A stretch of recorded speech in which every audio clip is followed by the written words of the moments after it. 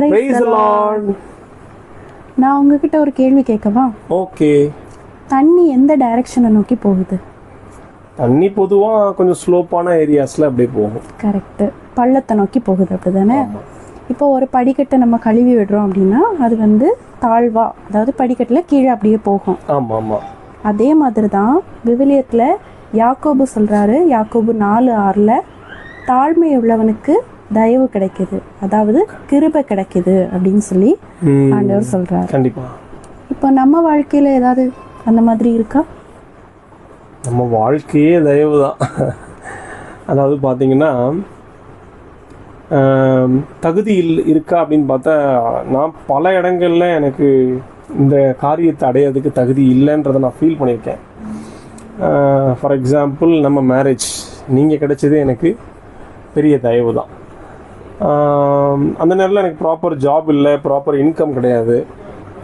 நான் ஆண்டவர்கிட்ட என்ன சொல்லி ஜெபம் பண்ணோமோ அதுக்கு நிறைவாகவே ஆண்டவர் உங்களை கொடுத்துருக்காரு. அப்புறம் ஒரு குழந்தையை கொடுத்துருக்காரு. எத்தனையோ பேருக்கு கிடைக்காத ஆசீர்வாதங்கள்லாம் கிடைச்சிருக்கு அப்படின்னா அதில் என்னுடைய பங்கு இருக்குது, என்னுடைய தகுதி இருக்குதுன்னு சொல்லிக்கிறதுக்கு ஒன்றுமே இல்லை.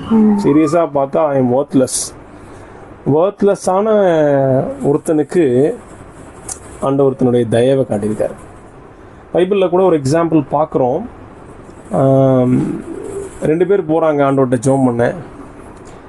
ஒருத்தர் சொல்கிறாரு, நான் உங்களுக்கு கரெக்டாக காணிக்க கொடுக்குறேன், நான் உங்களுக்கு வாரத்தில் 2 நாள் ஃபாஸ்டிங் போடுறேன் அப்படிலாம் சொல்லி அவர் என்ன பண்ணாரோ அதையே சொல்லி ஆண்டவர்கிட்டே சொல்லி காட்டிட்டு பக்கத்தில் இருக்க ஒருத்தரை பார்த்து அவர் கம்பேர் பண்ணுறார். நான் அவரை போல அல்ல, நான் அந்த வரி தண்டுவோனை போல, அந்த ஆயக்காரனை போல அல்ல அப்படிங்கிறாரு. ஸோ தன்னை பற்றி சொன்னது கூட பிரச்சனை இல்லை, ஆனால் இன்னொருத்தரை கம்பேர் பண்ணும்போது அவரோட நான் எவ்வளோ பெட்டர், நான் தகுதி வாய்ந்தவன் அப்படிங்கிறத அங்கே ஸ்ட்ரெஸ் பண்ண விரும்புகிறார் கடவுள்கிட்டே. ஆண்டவர் சொன்னார், அவன் தகுதி ஆகிட்டான், நீ தகுதியாகலை அப்படின்ட்டார். அதாவது ஒருத்தர் இங்கே வந்து ஆண்டவர் வானத்தை நோக்கி ஜெபிக்கிறாரு, பின்னாடி அவர் ரொம்ப தூரம் தள்ளி பக்கத்தில் வர முடியாமல், தலையை கூட தூக்கி ஆண்டவரை பார்க்க முடியாமல், ஆண்டவரே உண்மை ஏறெடுத்து பார்க்க கூட தகுதி இல்லை அப்படிங்கிறாரு.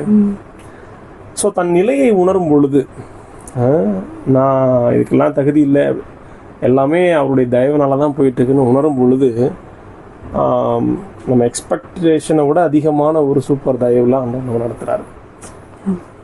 இதே போல் உங்கள் வாழ்க்கையிலையும் ஆண்டவர் தயவுனால என்னெல்லாம் கிடைச்சதுன்னு சொல்லுங்கள்.